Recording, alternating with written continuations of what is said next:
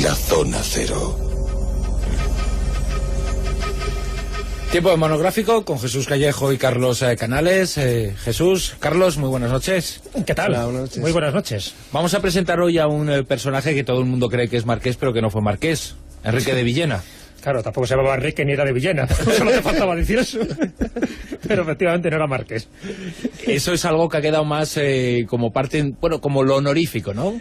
En realidad. Bueno, Sí. es como marqueses de Villena, tiene toda su explicación. Es lo que iba a claro. decir, digo, sí ha habido marqueses de Villena, Sí, claro, pero no era pero marqués el personaje del que vamos a hablar ahora.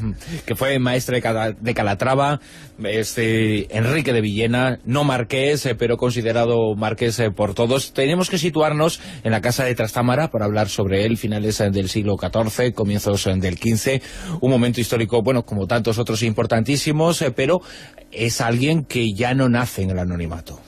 No, por supuesto. Y eso que tenía todas las, bueno, como todos los requisitos para convertirse en un gran hombre en todos los sentidos, ¿no?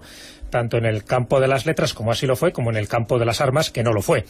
Pero ya era nieto bastardo de Enrique II, lo cual eso ya le hizo colocarse en buenos lugares, ¿no? El rey Enrique II de Castilla. Y a pesar de que, bueno, su padre murió relativamente joven, él fue educado por su abuelo, pero sí le sirvió para tener los contactos importantes en la corte, para codearse con todo el mundo importante y famoso de aquel momento, para aprender todo lo que había que aprender en aquella época. Estamos hablando de uno de los personajes más listos y más inteligentes, por decirlo así, porque listo no lo fue tanto por algunas cosas que vamos a comentar, pero bueno, sí era una persona muy inteligente y que coqueteó prácticamente con todas las ciencias habidas y por haber, es decir, supo muchísimo de matemáticas, de filosofía, de astrología, de alquimia, y por eso le traemos a la Zona Cero, porque hizo esos coqueteos, esos contubernios, se podría decir, con las ciencias ocultas, y eso es a lo que la postre le sirvió para crear una leyenda negra.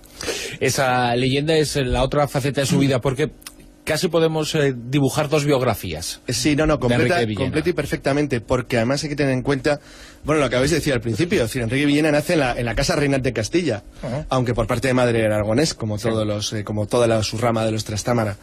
Pero el hecho de nacer en la familia más poderosa en aquel momento del reino era algo fundamental por dos razones. La primera, porque estamos hablando de los albores del Renacimiento, como luego veremos dentro de la vida pública oficial, por decirlo del lado A de Enrique Villena. Él fue un traductor, por ejemplo, de las obras de Dante. Es una persona increíblemente culta y muy vinculada al Renacimiento italiano de comienzos del 480. Por otro lado, dentro de la parte de la serie B de Villena, se le acusó de tener tratos con el diablo y de ser su alumno, ni más ni menos que una cueva en las proximidades de Salamanca. Es decir, ¿cómo se podían dar esos dos factores tan diferentes? Bueno, pues porque yo creo que Jesús lo insinuó, pero no ha llegado a decirlo del todo, pero lo íbamos a decir de una manera o tratarlo temprano. Este tipo era totalmente diferente a la gente de su tiempo. O sea, si tuviéramos que elegir, a veces lo hemos comentado en broma como divertimento intelectual, personas que están fuera de su tiempo hasta el extremo de parecer que han cogido una máquina del tiempo, Enrique Villena es uno. Es un tipo totalmente distinto a sus contemporáneos, con una mente increíblemente abierta y que ninguna de sus aficiones y gustos coincidía demasiado con sus contemporáneos. De hecho, Jesús ha dicho que él nació para ser un hombre de armas y letras al estilo de Jorge Manrique. Jorge Manrique fue las dos cosas, Enrique Villena solamente fue una de las dos. Él odiaba las armas y la milicia, lo cual era insoportable para la vida de un noble de la época, salvo que fuera religioso, cosa que tampoco era, y por cierto, aun siendo religioso, en algunos casos tampoco, es decir, porque se dedicaban también a dar mamporros. Eso, en él, que fue promovido, aunque se trataba al fin y al cabo de un puesto muy vinculado a la iglesia, a marqués, ni más ni menos que al marquesado de una de las principales órdenes militares de España, como la Orden de Calatrava, que era la más poderosa del reino, pues no dejaba de ser una cierta contradicción. Entonces, de esas contradicciones y de su estudio por cosas que no es que fuera necesariamente una persona que se encargaba de estudiar lo oculto, sino como vivía rodeada de paletos y de analfabetos y de que no tenía ni idea de nada, cualquiera que supiera leer ya era en principio sospechoso de algo. Y si además de saber leer hacía lo que hacía, como ahora veremos, Enrique de Villena, pues bueno, era sospechosa de miles y miles de cosas. Y de ahí empezaron a forjarse las leyendas y las tradiciones que luego continuaron en los siglos venideros de que en realidad Enrique de Villena era no solamente un nigromante, sino alguien que había incluso llegado a pactar con el diablo. Y que fue instruido en esas artes negras, por supuesto, de nigromante por el mismo diablo. Pero una versión, vamos a decir, una versión tipo malo de película James Bond, así os imagináis, esas cuevas en las que viven siempre los malos de James Bond, esos, pues igual, tiene una especie de cueva oculta en esa red de Salamanca, donde él, con todos la cohorte de siervos que tenía, se había dedicado a estudiar las artes del maligno, ni más o menos que enseñado por el propio diablo. Fíjate, eso dicho en el siglo XV era peligroso, ¿eh? Ni que decir tiene que era falsa esta leyenda. La verdad es que no caía muy bien. Por eso se tejen las leyendas alrededor de personajes o bien que son incómodos o bien que no son aceptados socialmente, como era el caso de Enrique de Villena, porque Enrique de Villena tenía muchas virtudes, pero también tenía otros defectos. Es decir, bueno, se sabe que fue un cornudo consentido, ¿no? Y de hecho se casa con una mujer, con María de Albornoz. Poderosa familia Albornoz. Exactamente, pero el rey se prenda de ella. Y entonces, bueno, pues de alguna forma le dice que esta para mí, tú quédate con el gran maestre de Calatrava. Él consiente y empieza a correr la leyenda, también consentida por él, de que él es impotente. Entonces, ¿qué tragaderas tenía este personaje para, primero, ser un cornudo consentido y luego ir diciendo por ahí que era impotente cuando no lo era? Porque, por ejemplo, se sabe y se conocen algunos escarceos con damas de la nobleza y, por ejemplo, se sabe que hija de él fue Isabel de Villena, o sea que de impotente nada. Pero bueno, él quería vivir tranquilo, él no quería guerrear, le horrorizaban los conflictos bélicos y las intrigas políticas, porque él se evadió todo lo que pudo del maestrazgo de Calatrava, no hizo nada cuando se lo prácticamente usurparon. Él quería dedicarse a otras cosas, que ahora veremos que era muy interesante. Y eso pues no le generó mucha fama. Entonces, bueno, se dedicó más a sus estudios, a sus libros, a escribir, a traducir, que en ese caso pues hizo unas cosas bastante meritorias. También es verdad que vivió en un siglo y una época literaria también muy fructífera. Tuvo que rivalizar y competir con Jorge Manrique, con el Marqués de Santillana, con Juan de Mena, con Nebrija, con Fernando de Rojas, en fin. Que en ese sentido, la verdad que había unos cuantos escritores que estaban muy por encima de él en su talla literaria. Para colmo, físicamente no era gran cosa, era feo. Gordito, pequeño, feo, en fin, era un perdedor. Sí, la verdad, las decía pocas... que impotente, joder, que tenía un futuro el chico. Las imágenes, bueno, las imágenes, los grabados que llegan de él, muy pues guapo muy guapo no era. Lo que ocurre es que como tengan razón esas teorías científicas sobre que determinados rasgos físicos revelan también algo sobre la sexualidad, y si esa prominencia nasal que tenía Enrique de Villena tiene algo que ver con su impotencia, pues no parece, ¿verdad? Pues no parece, no. De hecho, ya estamos demostrando que no fue impotente porque tuvo varias hijas, una de ellas reconocida, ¿no? Que era esta Isabel de Villena. Pero le pasa un poco como a Cirano de Bergerac, también tenía una buena prominencia y también, en fin, era bueno en otras lides, como era buen espadachín, buen literario, de hecho escribió buenas obras de anticipación. Y las primeras de ciencia ficción de la historia. Exactamente, algún día hablaremos, ¿no?, de él. Así que sí, que en ese sentido se parece. Lo que pasa es que Cirano de Bergerac tenía más carisma, estaba mucho más aceptado. Enrique de Villena era como un bicho raro. Siempre estaba ahí un perro verde que estaba más metido pues en sus reboticas, haciendo sus experimentos alquímicos, con sus libros, traduciendo. Hay que reconocer, por ejemplo, que a él se deben obras que, bueno, ya son verdaderos clásicos, como el arte de trobar, por ejemplo, los 12 trabajos de Hércules, el arte Cisoria, que es el primer tratado gastronómico es verdad, didáctico, ¿no? En ese sentido, sí. Bueno, decía a sus coetáneos cómo comer con el tenedor y con el cuchillo directamente, vamos. En la Edad Media, que todavía estamos en el final de la Edad Media, donde no era muy habitual este tipo de cosas, con lo cual, fíjate, si no le miraban raro, fíjate, este come con cuchillo y tenedor, cuando lo normal era comer con las manos. De una punta, pum, que era una especie de gancho con el que pinchaba, pum, así, entonces ya era raro, sí. Era raro, por eso te digo que con estos antecedentes, el hecho es que él sí que se dedica a ciertas, bueno, pues a ciertas actividades, como por ejemplo hacer un libro y un tratado de astrología, que eso pues también le granjeó cierta fama por un lado, pero también otra fama de nigromántico por otra, ¿no? Hizo también el tratado del ahojamiento de la fascinología, es decir, distintos sistemas y métodos para eliminar el mal de ojo, por lo menos para cómo precaverse. Ese tipo de cosas, ya digo, que tuvo su parte buena, su parte mala, pero en las traducciones él destacó muchísimo. Por ejemplo, la Neida, que traduce de Virgilio, es la primera a lengua romance. En ese sentido, pues mira, ahí dio... Una aportación. Sí, importantísima. Primero, el que da primero da dos veces, ¿no? O la Divina Comedia de Dante. Es verdad que ahora mismo reconocen que no eran muy buenas traducciones, pero en aquella época era lo mejorcillo que había, pues, entre otras cosas porque no mucha gente no sabía leer.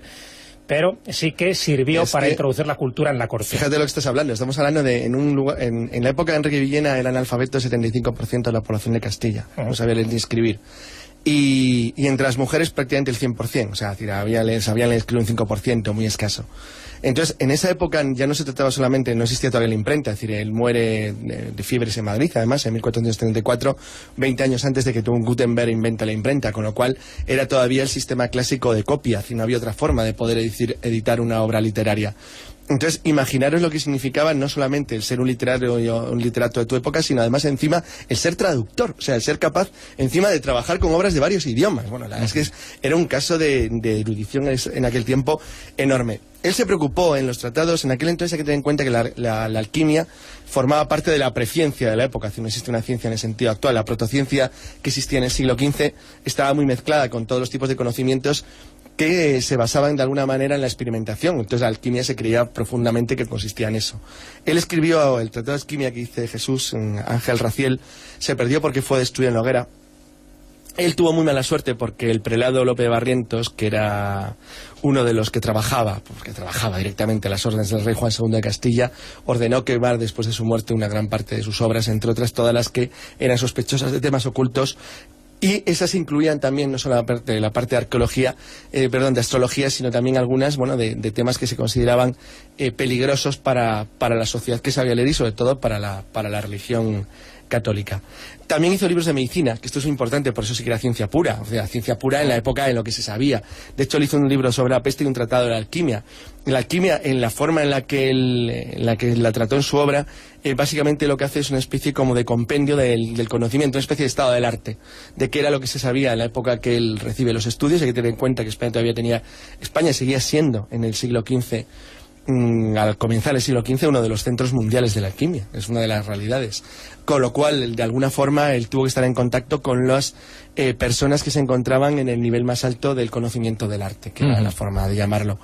Y lo que pasa es que de alguna forma también se aprecia un poco que él no pudo encontrar, porque era muy difícil en su época, no fue capaz de crear una escuela, porque no había forma de crear una escuela. Él a lo que nunca estuvo vinculado, y es curioso, es a la universidad. La universidad estaba muy controlada por la Iglesia, y él se mantuvo siempre un poco al margen, que fue otra de las causas de su gran desgracia, porque le faltó también el apoyo de lo que eran los estamentos que controlaban el conocimiento de la época. Y eso le mantuvo siempre en un punto marginal del que no pudo salir ni a pesar del poder de su familia, que por otro lado tenía marginado por ser como era, y con lo cual, entre unas cosas y otras, la verdad es que nunca consiguió consolidar una situación de predominio intelectual dentro de la España de la época. Y entre otras cosas, a lo que se dedicó también fue a la búsqueda de la inmortalidad. Sí, exactamente. Ahí es donde surge toda esa leyenda negra de Enrique de Villena en dos cosas. Una, la acaba de comentar Carlos, que es justo cuando muere, pues el obispo Lope de Barrientos, que era el confesor de Juan II de Castilla, que no le tragaba, así no era como el predecesor que fue Enrique III de Castilla, donde, bueno, sí tuvo buenas migas con Enrique Villena, pero Juan II de Castilla, desde luego no, siempre vio con malos ojos las actividades, o más bien las no actividades a las que se dedicaba Enrique de Villena, y justo cuando muere hacen un barrido de toda su biblioteca, hasta 100 obras dicen que se queman, en todo aquello que ellos consideran que forma parte de la nigromancia, ¿no? Entonces, ni que decir tiene que cualquier cosa que les parecía raro ya era nigromante. O sea, no quiere decir que fueran tratados de alquimia, ni de magia negra, ni de tratados o pactos con el diablo. Que va, lo quemaron todo. Pero sí surgió esa leyenda de que realmente tenía una biblioteca muy poderosa, con grimorios, para hacer este tipo de pactos con el diablo. Y el hecho es que empezó a correr una leyenda, siempre después de muerto, ¿no? Una leyenda que ha sido transmitida por distintos autores, entre ellos, por ejemplo, por Rosso de Luna, que un día, hace ya tiempo que le dedicamos un monográfico. Y bueno, lo que cuenta, en resumidas cuentas, es eso que tú comentabas, Bruno, ese interés, esa pasión por la inmortalidad. La leyenda lo que te dice es que el marqués de Villena, bueno, pues era un hombre muy dado a la cábala, a la necromancia, a la alquimia, como acabamos de decir, y tanta sabiduría le proporcionó un sistema de volver otra vez a la tierra una vez muerto. Entonces hace un pacto con su criado, un criado negro, y le dice que una vez que muera, y estamos hablando de una leyenda que ocurriría en Toledo, que una vez que él muera, que coja todos sus huesos, que coja todas sus pertenencias un poco, y las macere, como que haga una especie de, lo triture en una gran redoma, una pasta informe, donde él estaría ahí de alguna manera, ¿no? Una especie de proceso alquímico. Tiene que mezclar todo, carnes, huesos, tripas, y él se tiene que colocar, este criado suyo, se tiene que colocar un sombrero porque desde el momento que él muera, Enrique de Villena, él va a tener su apariencia, de tal forma que para todo el mundo la sensación es que nunca ha muerto, pero él va a representarle. Si se quitara alguna vez el sombrero, todo el proceso se vendría abajo. Bueno, pues efectivamente, durante un tiempo, durante unos meses, así está, todo el mundo piensa que Enrique de Villena no ha muerto, hasta que en uno de los paseos que está dando su criado, pues ve que está pasando el viático, era obligatorio por entonces quitarse el sombrero, él no se lo quita por esa prohibición que le había hecho su maestro, pero airados, la gente que está pasando por allí, se lo arrebatan a la fuerza. Efectivamente, cuando le quitan ese sombrero, que es un sombrero mágico, aparece la auténtica figura del criado, un criado negro, y ven que no es Enrique de Villena. Se dan cuenta de que hay toda una especie de pacto con el diablo, van a su casa y encuentran la redoma con esa masa informe, que ven claramente que forma parte de algún tipo de mecanismo diabólico. Por lo tanto, destruyen la redoma y ahí es cuando dicen que se encuentra como una especie de homúnculo, una especie de feto que le quedaba solo un mes para convertirse en lo que sería el niño, el nuevo Enrique de Villena. Estas leyendas toledanas que nos dan por una serie de televisión impresionante, de terror. No, por eso digo que es curioso, porque evidentemente es falsa esta leyenda, pero para que veas la fama que llegó a tener para que se comentara este tipo de cosas, que llegó a tener los conocimientos suficientes para poder volver otra vez a la Tierra, y la mala suerte para que fuera destruido ese feto cuando solo tenía esos 8 meses de gestación. Y también se ha hablado en este caso, como en tantos personajes de esa época, de entre sus posesiones esas famosas cabezas parlantes de las que habéis hablado en más de una ocasión. Bueno, este tipo de individuos parecen muy prestos, ¿no?, a estas circunstancias, claro, porque y a estas ambiciones. Sí, porque son más que ambiciones, en principio querían, como todas las personas de la Edad Media que trabajaban en el arte, es decir, en la alquimia, todos querían conocer el secreto oculto de las cosas de la naturaleza. O sea, en el fondo se trata de una investigación protocientífica. En el fondo lo que están haciendo es intentar aplicar sus conocimientos para controlar la naturaleza, el destino y la vida. O sea, pues muy bien, es lo normal. Lo que ocurre es que ten en cuenta que ellos vivían en una sociedad donde todo eso era terriblemente raro, donde era anómalo y extraño, y por lo tanto lo que conseguías normalmente era generar rechazo, porque generabas miedo, porque la gente no lo entendía. O sea, imaginaros al señor de Villena en su torre en Madrid o en Salamanca, trabajando todo lleno de potingues, de alambiques, de extrañas tuberías, utilizando materiales que la gente no conocía, y todo eso rodeado de libros, de extraños grimorios. Pues claro, es decir, daban miedo a la gente, no les entendían, no sabían qué hacían ni por qué, y encima además eran gente poderosa, con lo cual el miedo se acrecentaba. Y si encima eran tan feos como el pobre de Villena, pues eran mejores para generar una leyenda. Pensaban que esa era la prueba indiscutible que tenía un pacto con el diablo, claro, no era tan feo. Era muy difícil el intentar sacar algo positivo de ellos, salvo en la gente que estaba a su nivel. Es decir, los que se movían en el círculo suyo intelectual, que eran los únicos que podían, por otra parte, en aquel tiempo tener capacidad para poder apreciar. De todas maneras, eran gente también bastante celosa de lo que hacían, y como hemos contado el caso de Enrique de Villena, al no estar tampoco, no solamente dentro de los grupos de poder político, sino tampoco tener influencia ni en la universidad ni en los entornos eclesiásticos que dominaban la universidad, pues bueno, pues desgraciadamente se quedó bastante aislado y fue siempre una especie de lobo solitario dedicado a estas cosas, lo cual no quiere decir que no hubiera gente en Castilla en la época que supiera valorar lo que hizo. La verdad es que se trata de un personaje extraordinario al que hemos descubierto a lo largo de este Me gustaría acabar con, mira, para que veas que que hay cosas buenas sobre él, un poema que le dejó escrito Juan de Mena, El laberinto de fortuna, que dice Jodel simplemente, también es siglo XV. Aquel claro padre, aquel dulce fuente, aquel que en el cástalo monte resuena, es don Enrique, señor de Villena, honra de España y del siglo presente. Luego sí había gente que sabía apreciarle. Desde luego. Y aquí nosotros, muchos siglos después, hemos traído a este personaje porque nos ha llamado no solo la atención, sino que creemos que era hora de rendirle un homenaje, que esa cara B, que esa leyenda, pues se construyó y se edificó después de que falleciera en Madrid en 1434, porque no fue una persona querida. Y aquí los malditos pues son bien apreciados. Nos gustan los heterodoxos, y la verdad es que este hombre tuvo incluso mala suerte después de muerto, porque su sepulcro desapareció.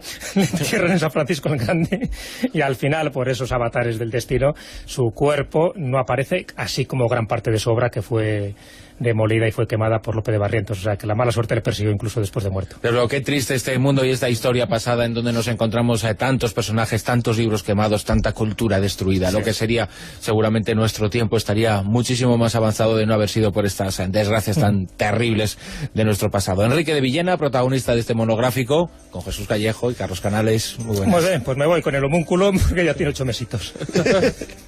Hasta luego.